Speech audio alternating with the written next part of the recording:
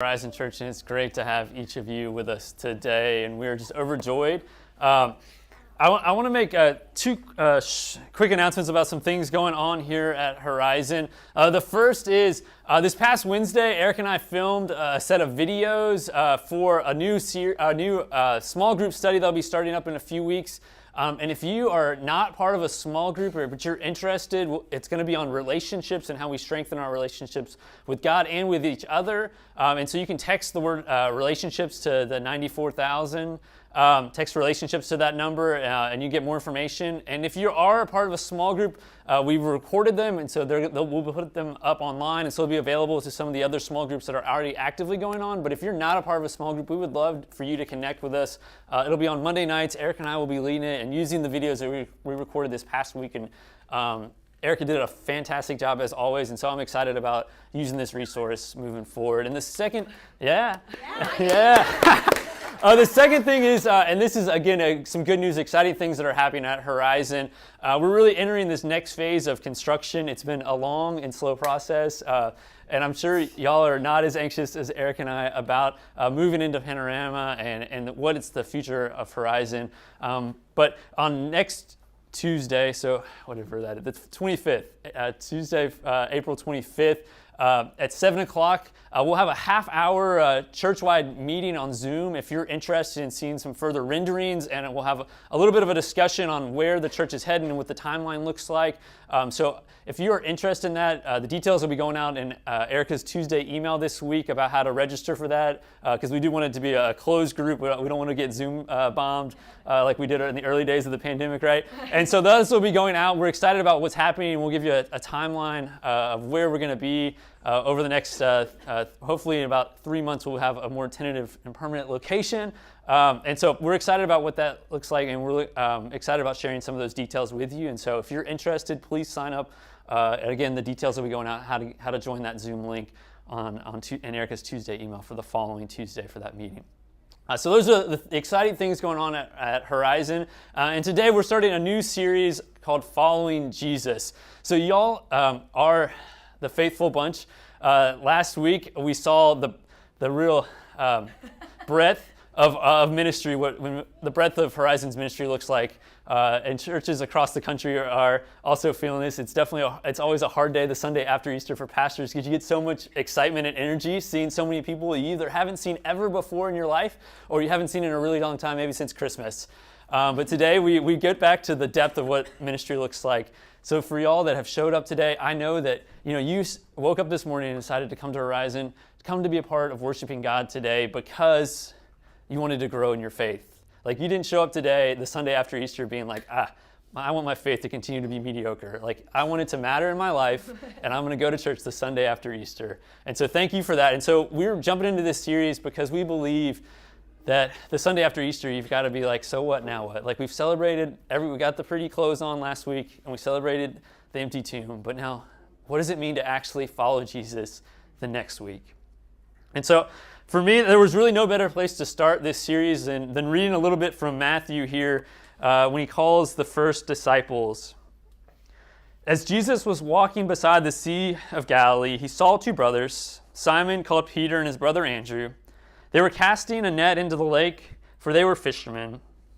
"Come, follow me," Jesus said, "and I will send you out to fish for people." And so we get this story of what it first looks like for those first disciples to drop everything and follow. And it reminded me of the first time I met Erica. So she introduced herself as, we had a mutual friend that accidentally introduced us, I could say. He never planned for us to, like, oh, you need to be my friend. We just happened to be at the same place at the same time. And Erica grabbed me by the hand and said, "I hear you're Zach's best friend from Tampa, and I happen to be Zach's best friend from Chapel Hill, so I think we should talk." And you should not be surprised that Erica was that forward if you've ever spent any time with her.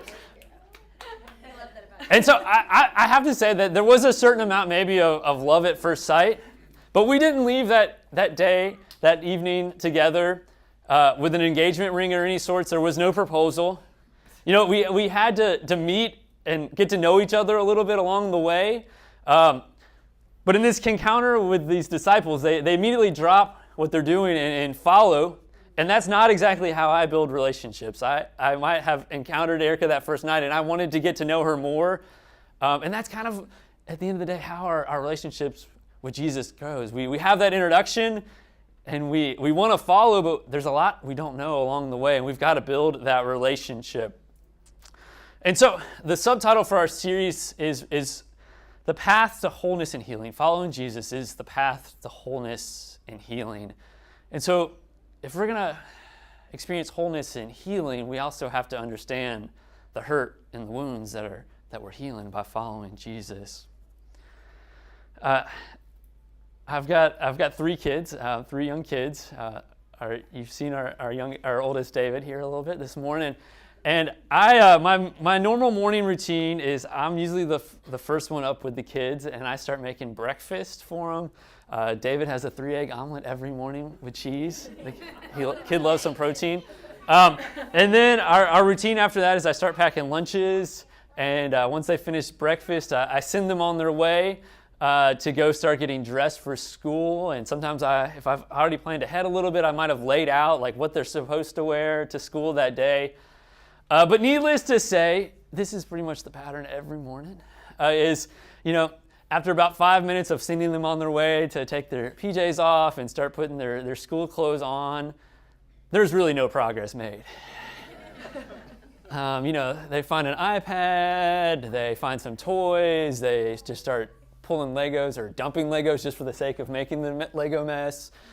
And, I'm a pastor, so I approach this very calmly and patiently. And so it's a like, you're supposed to be getting dressed right now. Like, I'm going to be back in 2 more minutes. Like, make sure to get your PJs off, put them in the dirty clothes, put your school shirt on. And then I'll go back and finish making lunches, put them in the backpack, get them zipped up, put them by the door, and the 2 minutes come back. And there's again, no progress.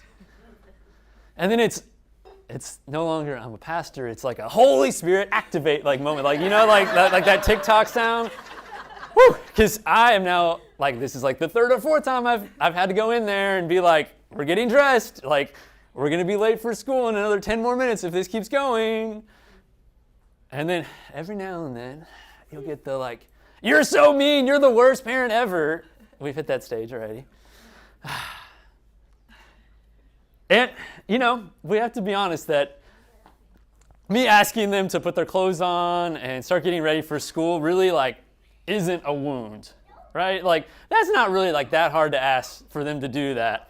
I'm tripping over things. And I think we also have to approach our lives in the same way. Not everything that happens to us is a wound. Yes, they're going to get angry that I've asked them to put their clothes on, and they'll lash out maybe, but that's not really a wound at that moment. And I think we live our lives some of those things, right? If we get a bad review at work, that's not really a wound. That's just, you got a bad review at work. Your kid comes home with a bad report card, that's not a wound at the end of the day. Your kid gets in trouble at school, someone that disagrees with you, that's not a wound. You don't get the trophy at the end of the season, that's not a wound. And see, I think more often than not right now, we search for the things that we want to find. We want to find wounds. We want to find hurts often in our lives. And I found that when I search for the good, when I seek out to serve and bless people, that's what I'm actually going to find. When I find goodness, when I seek out goodness, I will find goodness in my life. And so we're going to spend most of our time today in 2 Corinthians. I've got a lot of Post-it notes. I'm taking a page out of Erica's book. So we're going to be in 2 Corinthians mostly. We'll actually be kind of working our way from the front or the back to the front in 2 Corinthians. So here in chapter 12, it says, actually, I'll just read it from here. That's why I take pleasure in my weakness and in the insults, hardships, persecutions, and troubles that I suffer for Christ. For when I am weak, then I am strong. Not everything in our lives is a wound, because even in our weaknesses, even in those painful moments at times, God is doing something that makes us actually strong, that God is glorified in those moments. The second thing for today is that wounds are part of the journey. Wounds are part of the journey. And I will start here for this second point, is this is not something you can really say in the midst of the wound, when the wound is still open. If you have a wound, if you've called Eric and I to the hospital, to a moment of grief, of pain, like this is not something we're probably going to tell you at your bedside. It's like, oh, it's just part of life, right? Like that can be harsh. And we live this out sometimes as Christians in ways that when someone's gone, had a tragic event in their life, they've lost a loved one. You may have heard this, is someone will come up and say, it was just part of God's plan. And that's not part of God's plan.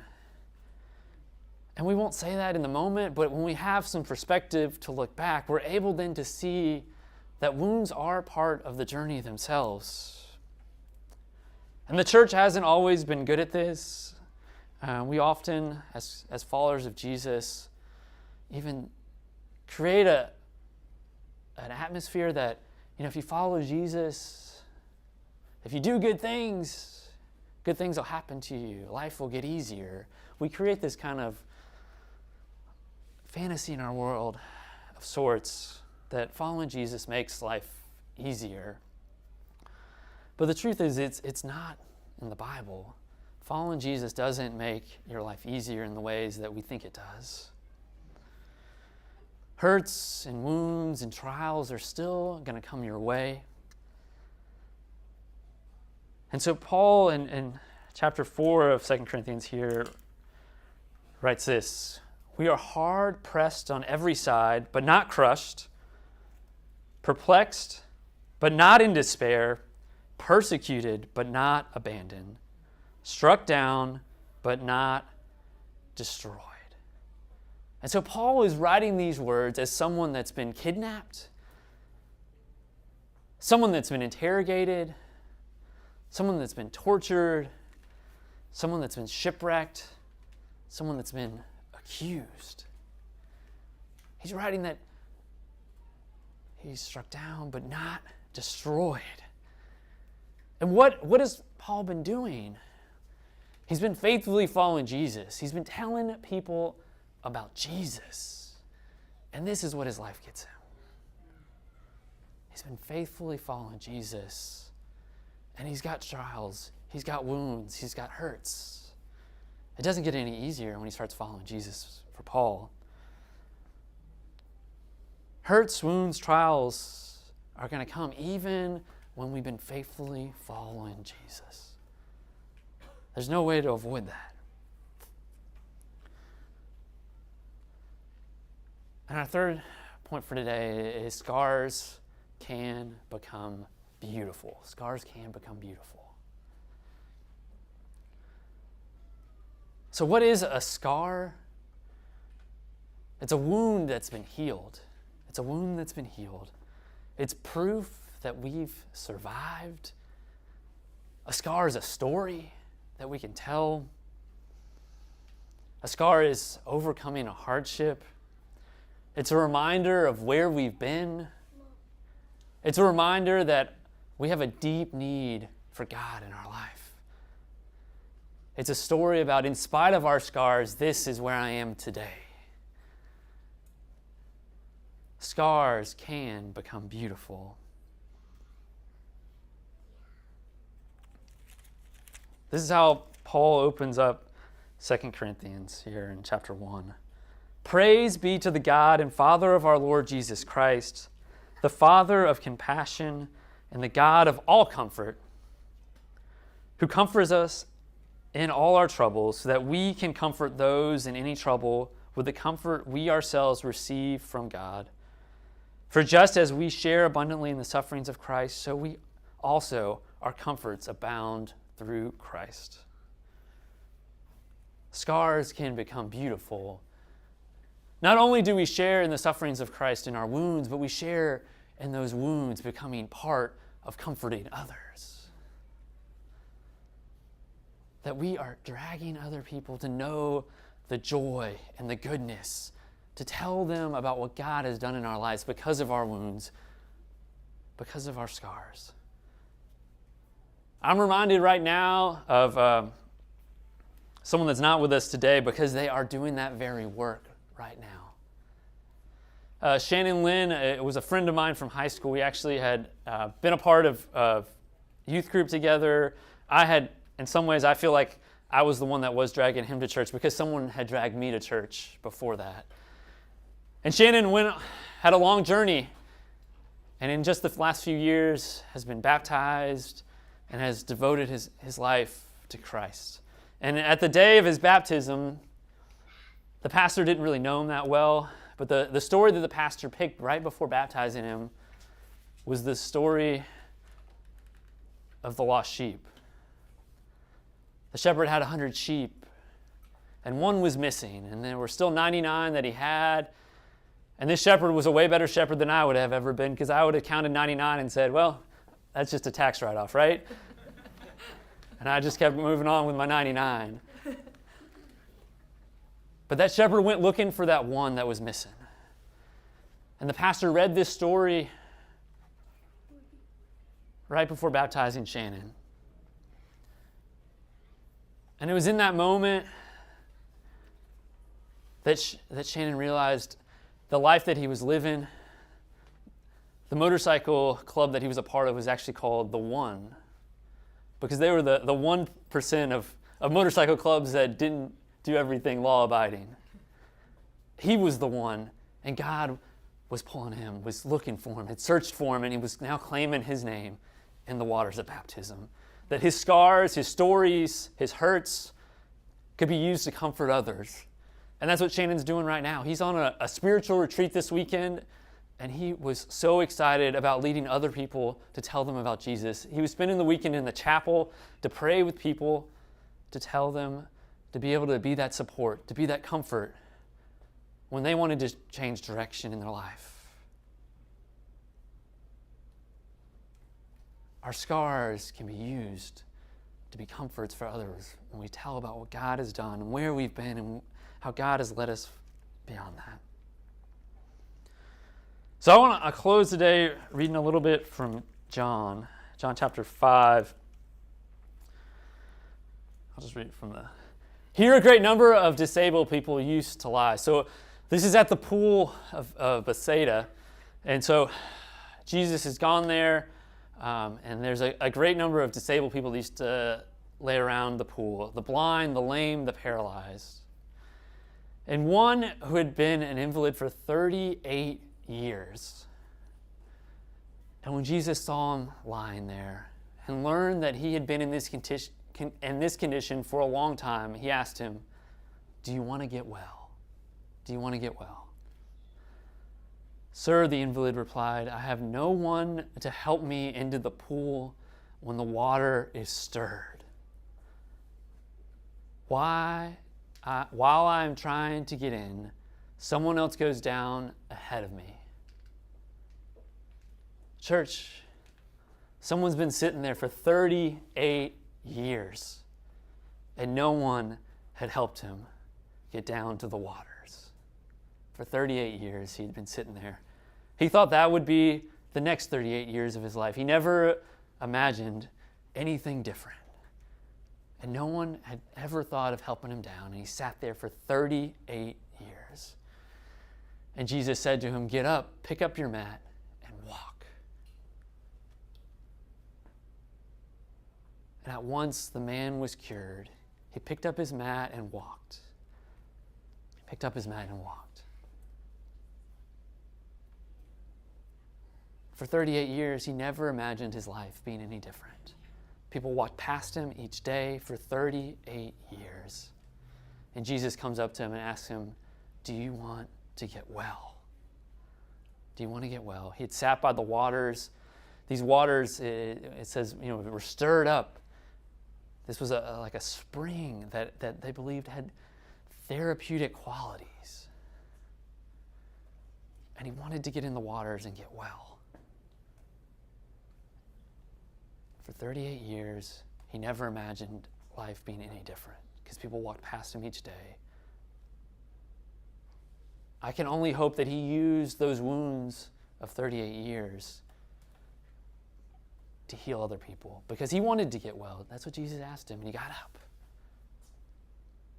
So today, do you want to get well? As we follow Jesus in this post-Easter world today, do you want to get well?